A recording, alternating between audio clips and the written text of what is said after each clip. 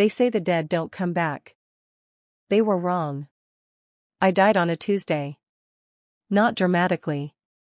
Not peacefully. I died in a hospital bed that smelled like antiseptic and resignation, with tubes in my arms and a monitor beeping slower and slower until it wasn't beeping at all. I was 31 years old. And the last thing I heard before everything went dark was my husband's voice in the hallway. Not crying. Laughing. I recognized the other voice immediately. My best friend Serena. They didn't know I could still hear them. People always underestimate the dying. How much longer? She asked. Doctor said maybe tonight, Marcus replied. A pause. Then the sound of a kiss. My husband. My best friend. Standing outside the room where I was taking my last breaths. Planning their future. I died with that sound in my ears. And then I woke up. The ceiling was wrong. Too white. Too familiar. I sat up so fast the room spun. I knew this ceiling. I had stared at it 1,000 mornings. It was the ceiling of the apartment Marcus and I shared before we got married. The small one on Fletcher Street with the leaking tap and the window that never closed properly. I looked at my hands. Young hands. Unmarked hands. No wedding ring. My heart was slamming so hard I could feel it in my teeth. The calendar on the wall said March 4th. 7 years ago. I was back. I pressed both palms flat against the mattress and breathed. In. Out. In. Out. 7 years before my death. 4 years before Marcus proposed. 3 years before the wedding I planned with my own hands. 2 years before I first noticed Serena looking at my husband the way she used to look at men she wanted to destroy. 1 year before the diagnosis that started everything unraveling. I was back at the very beginning. And this time I already knew the ending. I did not cry. I had used up every tear I had in that hospital bed. Instead I got up, walked to the bathroom, looked at my own face in the mirror for a long time. 24 years old. Healthy. Whole. Everything still intact. Everything still possible. I leaned close to my reflection and made myself a promise. Not a dramatic one. Not a revenge movie speech. Just 4 quiet words. Never again. Not him. Not her. Not this. The first thing I did was call my mother. In my previous life we had grown distant over the years. Marcus never liked her.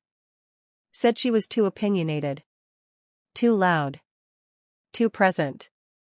I had slowly let that relationship shrink because I was too busy trying to be the wife he wanted me to be.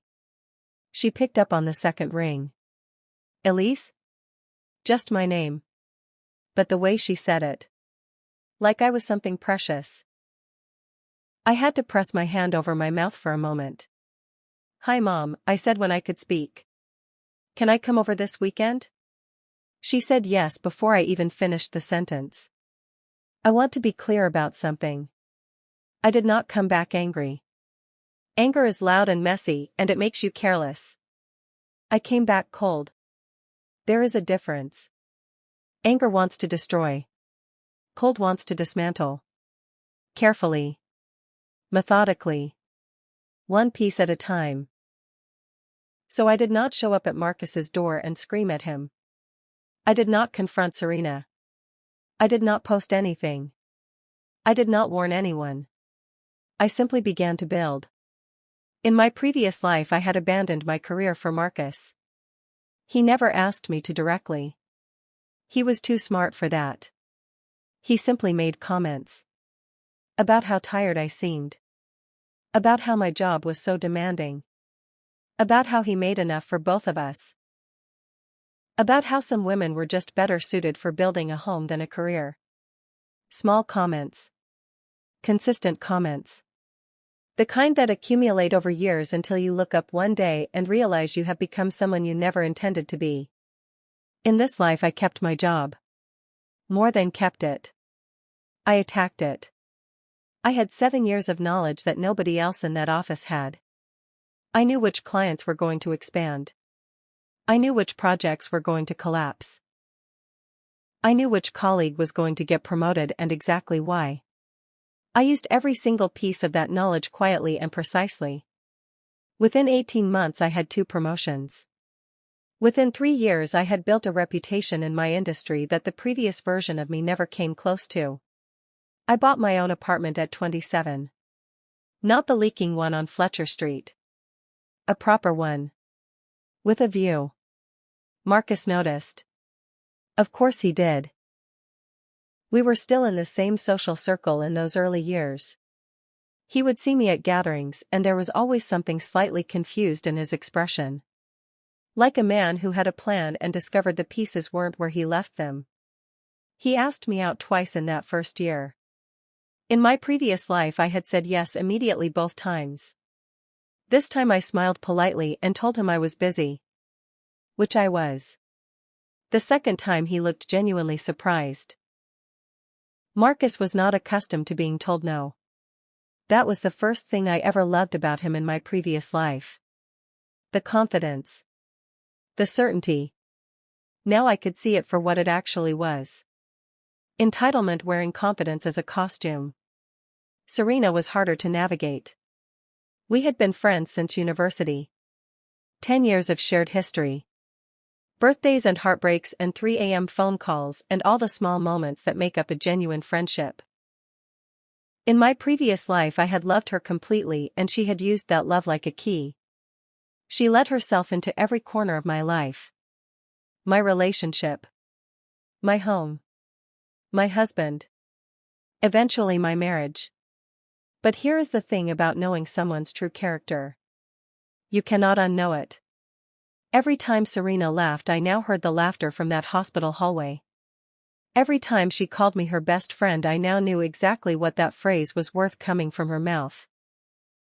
Nothing. Less than nothing. So I did not cut her off immediately. That would have raised questions. Instead I did something more effective. I let the friendship become thinner. Naturally. Gradually. I was busier. I rescheduled more often. I shared less. The kind of drift that nobody can point to and call cruel. We just became people who used to be close. By the time Marcus found his way into her orbit I was already gone from it. I want to tell you about the moment I knew everything was working exactly as planned. It was a Saturday evening. A mutual friend's birthday dinner. I arrived alone. New dress. New confidence. The kind that doesn't come from clothes but from knowing exactly who you are and what you have built. Marcus was already there. With Serena. They weren't public yet. But I could see it in the way they sat. The careful distance that was actually the opposite of distance. The way she touched his arm when she laughed. The way his eyes found her before they found anyone else in the room. In my previous life this scene had shattered me. I had confronted him 3 weeks later and he had cried and apologized and I had forgiven him because I didn't know what else to do. That forgiveness cost me 5 more years of my life. This time I watched them from across the room with the same calm you feel watching a storm through a window from a warm house. Nothing to do with me. Not my storm. Not my house. Not anymore. A man I'd been introduced to at a work conference 2 months earlier appeared at my elbow with a glass of wine. "You look like someone who just won something," Daniel said. I smiled. Something like that. I should tell you about Daniel. He was not part of any plan. He was simply a person who appeared in my rebuilt life and fit into it the way good things do when you stop filling all the space with the wrong ones. An architect. Quiet in the way that meant he was actually listening. The kind of person who remembered what you said 3 conversations ago. He did not perform his feelings. He simply had them. And he was consistently kind without needing credit for it. In my previous life I never would have noticed him. I was too focused on Marcus. On the relationship I was trying to hold together with both hands. On becoming smaller and smaller to fit inside the space I was being given. Daniel was exactly the kind of man I would have walked past without seeing. This time I saw him. Marcus and Serena got together officially about 8 months after that dinner. She called me. I assumed to confess. Or perhaps to gloat. With Serena, the line between those two things was always thin. I let it go to voicemail. She left a long message. Careful words. Rehearsed words. The kind of thing you practice in the mirror before you say it. Something about how feelings are complicated. About how she hoped I would understand. About how she valued our friendship above everything. I listened to it once. Then I deleted it. Then I blocked the number. Clean. Final. Without drama. Without a response she could use to make herself the victim. Just silence. Which is the one thing people like Serena cannot weaponize. Marcus called 3 days later. He wanted to explain.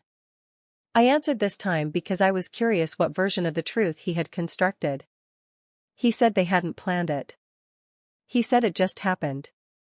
He said he hoped we could be adults about it. That last phrase. We could be adults about it. I had heard that phrase from Marcus twice in my previous life. Once when he first admitted the affair. Once when he asked me to sign the divorce papers. Both times it meant the same thing. Don't cause a scene that makes me look bad. Marcus, I said. I genuinely wish you both well. And I meant it. Not because I had forgiven them. But because I had already won. They just didn't know what the game was. The years that followed were quiet in the way that good years usually are. No explosions. No dramatic reversals. Just steady accumulation. My company promoted me to director at 30. I had negotiated a stake in a project that paid out better than I expected. Daniel and I moved in together without it feeling like a milestone to survive. It just felt like the obvious next thing. My mother came to stay for a month that year. We cooked together every evening. She met Daniel and pulled me aside the next morning. This one, she said simply. I knew. I heard things about Marcus and Serena through people who didn't know to filter what they said around me. The early years apparently were fine. Then less fine. Then not fine at all. Serena was the kind of woman who was irresistible in pursuit and impossible to live with once obtained. The same energy that had made her so magnetic when she was after something had no place to go once she had it. She turned it inward. Then outward in the wrong directions. Marcus, who had always needed to be the most important person in any room, had chosen a woman who had the same requirement. The collision was eventual and total. I was not happy about this. I was not sad about it either.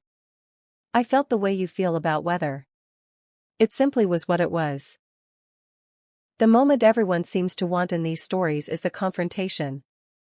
The scene where the wronged woman faces the people who hurt her and delivers the perfect speech. I understand the appeal. But that is not what happened. What happened was smaller and more permanent. It was a Tuesday morning. 7 years after I woke up in that apartment with the wrong ceiling. I was in a meeting when my assistant sent me a message. A journalist from a business publication wanted to interview me for a feature on women who had built independent companies from scratch. I looked at the message for a moment. Then I thought about that hospital bed. The beeping monitor. Marcus's laugh in the hallway. The person I had been when I let someone else decide what I was worth. I typed back 2 words. Tell them yes. The feature ran on a Thursday. Full page. My photograph. My company. My name. I was 31 years old. The same age I had died in another life. Except this time I was not dying. I was exactly where I had decided to be. I heard from someone that Serena saw the article. That she showed it to Marcus. That neither of them said anything for a long time. Good. Let them sit with that. Let them do the math. Let them understand in whatever way people like them are capable of understanding that the woman they wrote off had simply gone somewhere they were never going to be invited. I did not reach out. I did not need them to acknowledge anything. I had not built my life to make them feel bad. I had built it because I deserved it. And the difference between those two things is everything. Daniel proposed on a Sunday morning. No grand gesture. We were making breakfast. He slid a ring across the counter like he was passing the salt. "If you want," he said. I looked at the ring. Then at him. The man who had shown up in my rebuilt life and simply been steady. Simply been real. "Yes," I said. And that was that. At the wedding my mother cried for the entire ceremony. Happy tears. The ugly kind. The kind that means something. I stood at the front of that small room and thought about the first life. The version of me that died in a hospital bed at 31, thin and exhausted and betrayed. I thought about how that woman had loved people who were counting the days. And I thought about how this woman, standing here now, had learned the most important lesson a person can learn. You cannot pour your whole life into people who are only holding a cup. Find the ones who bring a table. Build the rest yourself. People sometimes ask me if I regret not confronting them. Not exposing them publicly. Not making them pay in the loud visible way that stories usually demand. My answer is always the same. The best revenge is not making someone suffer. The best revenge is becoming so completely yourself that the people who underestimated you have to spend the rest of their lives watching from the outside. I did not destroy Marcus and Serena. I simply removed myself from their story. And wrote a better one.